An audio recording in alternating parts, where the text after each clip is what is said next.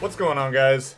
Ninja Turtles, issue 13. This is the first issue written by Gene Yang, and the artwork is going to be by Freddie Williams. So, familiar with the artwork of Freddie. He's done like the Batman Ninja Turtle crossover, so I already knew we were in pretty safe hands as far as artwork is concerned. Gene, I've not read anything that he's written before, so I was a little worried. I'm like, okay, see what he does with where Jason Aaron has taken us so far. So to catch us up before we get started, just one of the biggest things that we need to know. So the Ninja Turtles, they were able to defeat Hale both in the court and then physically after he got mutated by Karai. Speaking of Karai, we also did see that she brought Splinter back from the dead. For what reason? We don't know yet, but that's as much information as we really need to know at this point. So, getting right on into it, we have Ninja Turtles, and this is all about, now I'm going to hopefully not butcher this name too bad, the Ujigame, as best as I can interpret that. So, if I am incorrect, please feel free to correct me. I am A-okay with trying to learn this as best as I can, but Ujigame is what I have.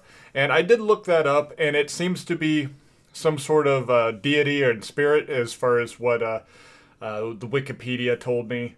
So I think that that's pretty interesting how that ties into everything going on here, that it's some sort of protective spirit. So we are taking a trip into days past. So we are in Chinatown in New York, and we have the leader of the Ghost Boys, who I can't fully pronounce her name, so I will just refer to her as Madame Tong, Tong being her last name. And Brinkman here. They're discussing some stuff. Not everything's going hunky-dory. They're pretty much at each other's throats. And everything gets broken up. Brinkman gets a couple knives in his arm, and he is told to go ahead and run while he still has a chance. And Tong is under the impression that whoever just invaded is like one of her underlings, and she's like, you don't need to barge in like that. I was going to handle this single-handedly. This person says, I am not one of your underlings. I am Ujigame, and I am your death. It immediately slashes her throat and disappears, while we just see she is left to bleed out. We then go to today, where we see the Ninja Turtles. They're out on the Manhattan Bridge, and Leonardo's giving them the rundown as to what's going on, that the leader of the Ghost Boys is dead, and all chaos is breaking out among their ranks, and they're trying to figure out who's going to be the new leader, and so on and so forth. And, they're giving each other a little bit of ribbing. Basically, everything that Leo's saying, April already kind of gave him that information. They're saying that he kind of just wants to monologue to himself, and that's what he enjoys doing. So they head on down. We get a little cowabunga line from Mikey. And, kind of going on to that, I've seen people think that that's a little too old school, and I'm like, well, this is the thing of the 80s. Why not just keep that catchphrase in there? That's when you hear the word cowabunga, you automatically think Ninja Turtles. Why get rid of it? And I've seen some things kind of try to replace it. What was it, Booyakasha from the 2012 cartoon? And that's fine, but I like cowabunga. So just a little side note there. Just keep me with the cowabunga there. So yeah, they're all fighting. Mikey gets stuck by an arrow while he's trying to look for the archers. So just some silly stuff happening while they're fighting. Donnie gets knocked into a car driven by a mutant, and Donnie's like, hey, you need to get out of here. All hell's breaking loose. He says that he's got to watch his kids' tryouts, and it's really important to him. And Donnie compliments him for being such a good dad, and this mutant tells him, he's a big fan. And this makes Donnie kind of reflect on how everything's gone crazy in these last couple weeks. That, a couple months ago, everybody fucking hated the Turtles. everybody in the city. And I mean, we saw all that. So yeah. And fast forward 2 months and everybody loves him again. And everything seems a little almost too good to be true. And before I continue, I want to look at Donnie. It looks like he's filled out a little bit. So he's gotten back in. He's been eating good and getting back, lifting weights, and he's not so scrawny anymore. So I don't know if 2 months is enough to really cover that, but I'm not going to really get on that too much here. It's nice to see Donnie not very feeble and weak. It's good to see him healthy and strong all over again. But he was saying it's almost too good to be perfect, and we're reflecting on him and Splinter, and he's listening to the words Splinter spoke to him here. Says, "Do not be afraid, Donatello. I stand with you and your brothers always." And those are the words he's focused on when Leo comes in, and it's like, I thought I might find you here. This looks to be their old lair, nowhere that they're living currently, especially when you see like cobwebs and stuff like that. And Leo, he offers up a flower to put in the vase next to the picture as a sign of respect, as they pay their respects to Splinter as well. And also, don't know where that flower came from. He doesn't appear to have it right there. So maybe he had it sitting outside. I don't know. A nitpicky thing. It doesn't matter. Just something I noticed. But speaking of Splinter, we see that he's traveling down into a subway. He bumps a pedestrian and is like, what's your problem? And Splinter just simply says, "My mind's a fog. I don't really know who I am. All I know is that I'm afraid." We then go over to April's place, and we see everybody's chowing down on some pizza, and he's like, it'd be even better if we were at the pizzeria. And April's like, well, we can't really talk about the whole Ghost Boy situation in public. And she then lets him know that where Madame Tong was killed on that particular day even seemed to be like a real ritualistic place that Baxter Stockman would go to. And so the Ghost Boys, whoever ends up taking over leadership there, once they get sorted, they may look to go after Stockman for some revenge, because I guess it's not exactly a known secret that he would go there. So that's at least giving them somewhere to start looking as to what kind of potential problems they could have in the future. We then go back over to Splinter, and he's in the alleyway, and I guess he's in this guy's spot. But the guy takes pity on him and offers him an umbrella and says that the sun will come out sometime. And just then he sees his sons going there, and he then says, "I'm afraid of my sons." So a lot of kind of disconnected thoughts going on with Splinter there, but fear is a huge priority for him there.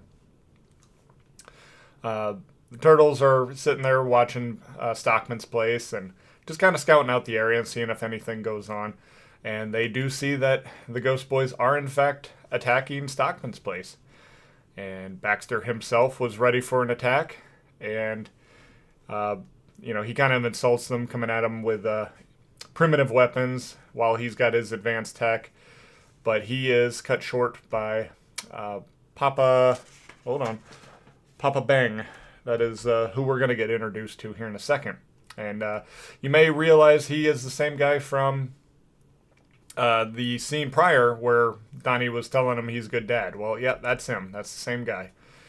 And basically what he's saying is, I'm the new leader of the Ghost Boys, and we're going to exact revenge on my predecessor.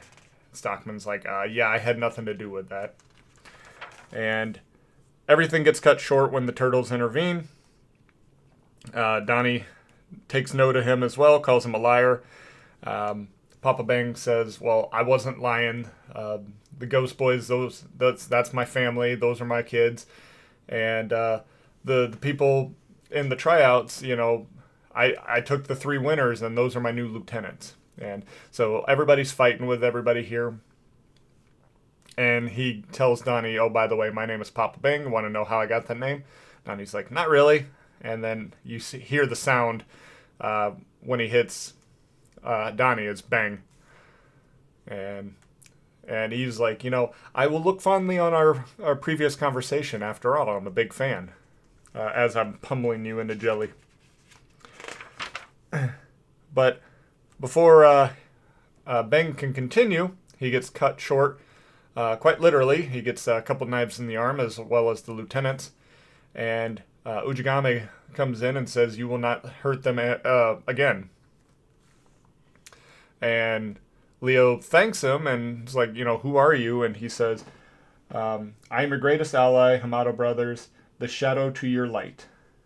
And Stockman now kicks in and says, "I don't care who any of you are, get the hell out of my place," And the placement of the optics of his gun really bothers me, because I'm like, most of the time you don't have them way up in the front like that. Because that's just not a good place to put it for like holstering, or I believe that it also makes it less accurate and more difficult to dial in your sights when they're so far up like that, and that's why most people put them like around the middle, like the back, middle to back area. Again, nitpicky shit. I'm really just picking them nits right now. So I'm just saying, it made my eyes twitch a little bit. It's hard for me to explain exactly why it bothers me so bad, but it does. But again, doesn't have any real bearing in this. So moving on.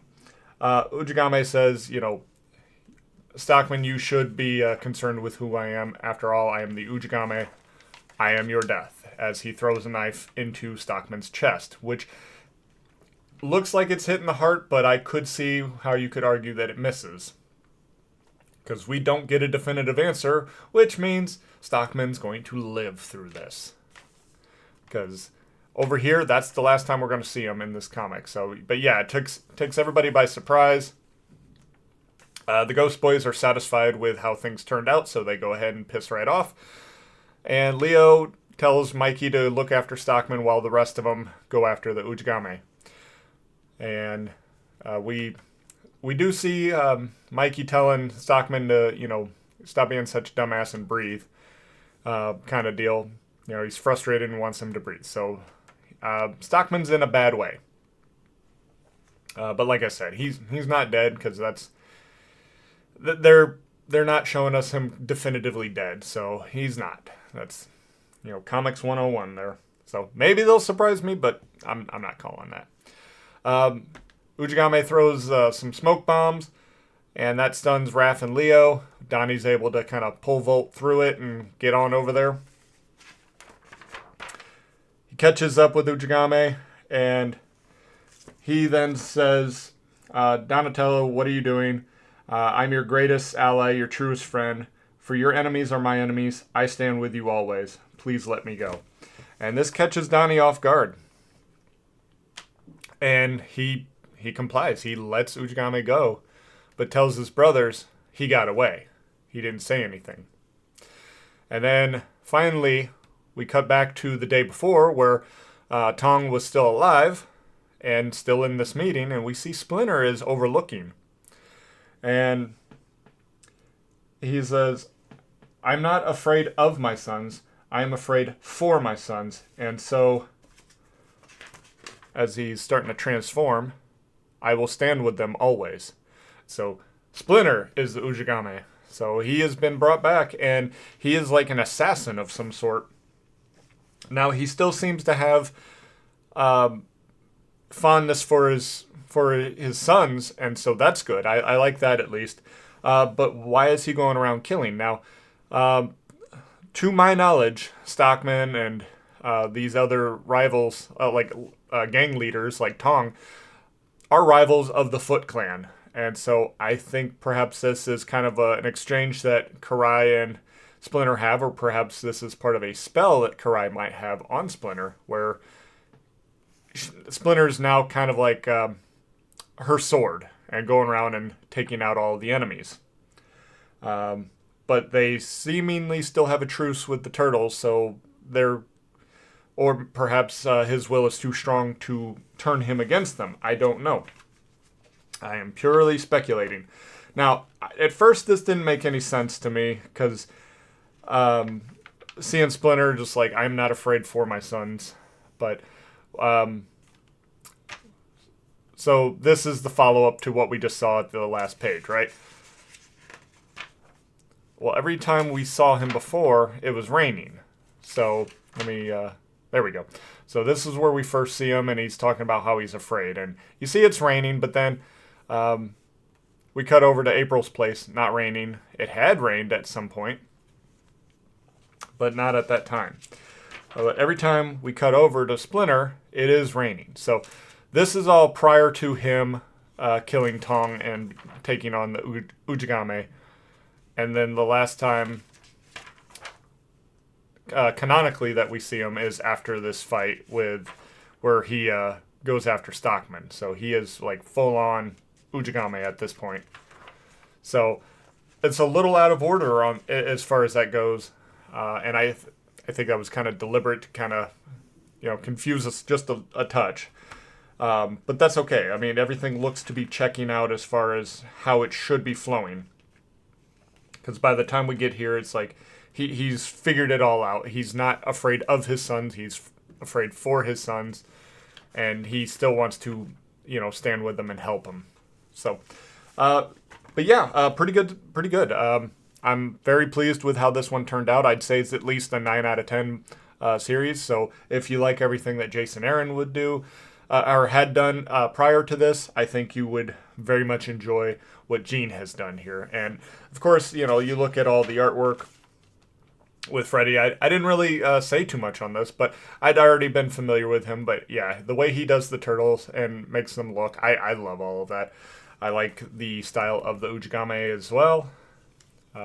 And all the characters look fantastic. I'm very much a fan of Freddy's artwork. So everything is wonderful as far as this is going.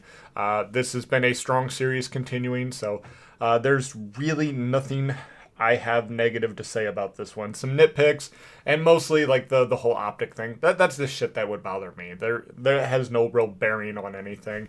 Nothing major stood out to me as far as any kind of contrivance or anything like that. So very strong series, and I'm looking forward to issue 14 and everything else we got going on. So that is all I have for today, guys. So until next time, take care and God bless.